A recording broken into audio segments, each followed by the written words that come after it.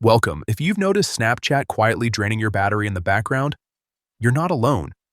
Even when you're not actively using it, the app can keep running, refreshing, and using power. The good news is you can easily limit that behavior in just a few steps, and it only takes about a minute. Let's get straight into it. First, open your phone's settings. This is where you control how apps behave behind the scenes, including how much battery they're allowed to use. Next, scroll down and tap on Apps or App Management, depending on your device. This section shows all the apps installed on your phone.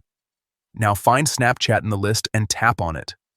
This will open the app's detailed settings, where you can manage permissions, storage, and battery usage. Once you're inside, look for the battery option and tap on it. This is where the real change happens. You'll see a few different options for how Snapchat uses power. Go ahead and select Restricted. By choosing this, you're telling your phone to limit Snapchat's background activity, which helps reduce unnecessary battery